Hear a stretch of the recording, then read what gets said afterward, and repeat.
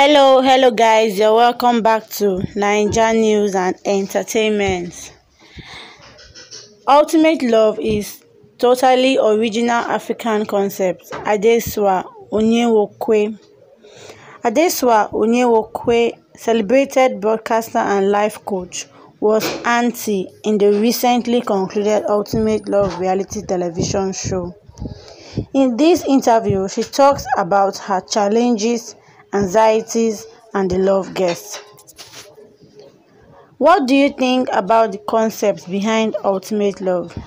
Aunty replied, "The Ultimate Love reality show is an idea whose time has come.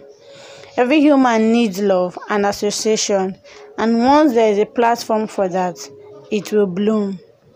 Aunty's love part created the perfect opportunity for this to happen. In our fast-paced world, the dating game is getting increasingly difficult and complicated. Being closeted in one space free of the daily hustle and bustle, selected couples could focus on exploring a meaningful relationship with the help of experts.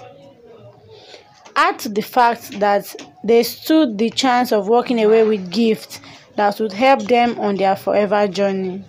You can't stop that as the perfect antidote for a crumbling family system. Help the primary actors, men and women, find each other even as they compete in a game that tests their wits to win valuable prizes, ultimate of which is true love. It is even more interesting because, for once, Africa has this chance to present to the world something totally original. The Ultimate Love show format is not a copy of any existing reality show in the world. For example, the inclusion of Aunty is purely out of an African tradition. On this continent, relationships involving family matters, and Mnet has proven through the show that it cares. I have spent over 3 decades as a reporter, interviewer, being a wife for 33 years and a mother for 32. I would say I came prepared for this. And then, of course, coupled with the fact that I have life coaching skills, I was able to listen on to the youngsters while guiding them to a better understanding of themselves. I led them to explore their backgrounds, emotions, and motives to assist them in the process of coupling. A listening, non-judgmental ear got them relaxed and ready to open up, enough to take advice too when it came. She was also asked, "What would you say was your biggest challenge and win during the show?" And Aunty replied, "Convincing the love guests that I had no favorite was quite a challenge, especially when I had to save a nominated couple weekly. Though there were set criteria, every couple saved always felt I did them a favor, which implied to the rest that favoritism could have set in. I get that from my kids all the time, so I can handle it." The biggest win is the fact that a number of true relationships were formed. Even though there was obvious chemistry, the love guests stayed focused on the emotional rather than the physical. I didn't think they could. It says a lot for what the human can do to gain a prize it considers worthwhile. She was also asked, "What do you think of the Sunday nominations and the drama it caused among the love guests?"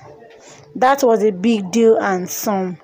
The love guests spent the first couple of weeks in the love pad, cavorting happily as they picked their partners and began the process of getting to know each other.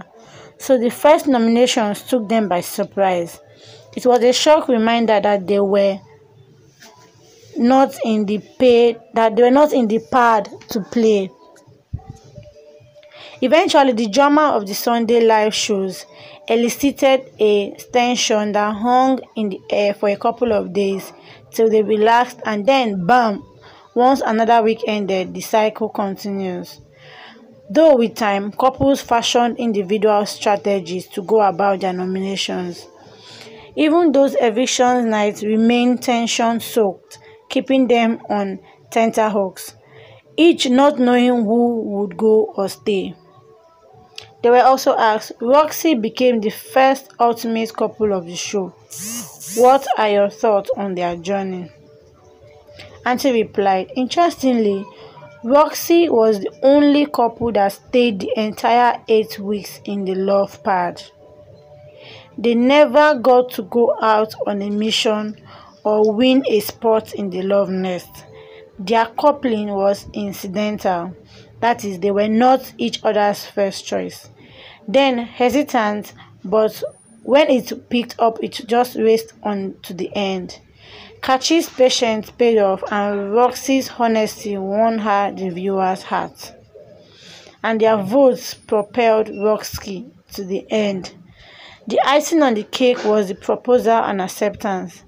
Even the best of producers couldn't have written a better script. This is what reality is all about. Just like with food, when love unfolds naturally and organically, it is strong, rich, and enduring. I believe that will be Roksie's story even out of the love pad. Going by the feedback I get from enthusiastic viewers across Africa, many of whom are panting for more, this is a good testimonial for a show that surpassed everyone's expectation in just its first season. My phone hasn't stopped ringing. Kudos to the show owners. And in other news, Davido and Ycee at each other's neck. Brag who is best rapper between Dremo and Ycee.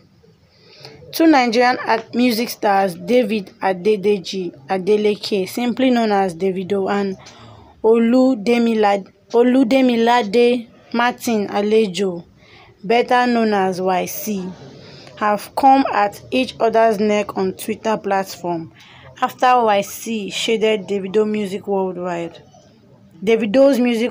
rapper Dremo.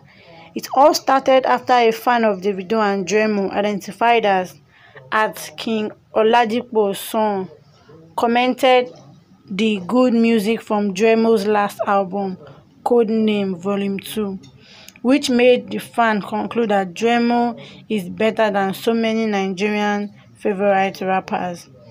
However, Davido retweeted King Oladipo's son's tweet in appreciation, telling the fan to say it again. Then, after, Ycee came with a retweet from Davido's post saying that we shouldn't get ahead of ourselves, and this means that Davido shouldn't hype and talk about Dremo like there are no other good rappers like Ycee. Now, again, Davido returned back a retweet to Omo Alaji Kruna in response to his backlash. The fall singer Ycee, using his defunct Tiny Entertainment label, he said, "Ahead how all your streaming money passed you." Meanwhile, Ycee got a bit emotional and sent out a retweet once again to Davido, and this time he felt that everyone now uses his past record label situations to take jibes at him, without knowing that he has rebuilt all that he lost at Tiny Entertainment. And because he doesn't brag about doing everything now by himself, people take his leniency for witness. Ycee tweeted, "Y'all are always quick to use the tiny situations to take jabs, but didn't understand I lost everything and have rebuilt myself all by my own. Maybe now, because I know they brag about my achievements, everything I've been working on and all I'm planning will speak for itself. Last, na tiny cause of this nonsense." Guys, let me know what you think about Aunty's question and answer section and Davido and Ycee's backlash in the comment section below. Okay guys, let me know what you think about Davido and Ycee's backlash. Do you think Dremo is better than Ycee, or Ycee is better than Dremo? Let's know in the comment section below. And if you're a first-time viewer, don't forget to subscribe to NAIJA News and Entertainment, and also click on the bell icon to receive notification when a new story drops.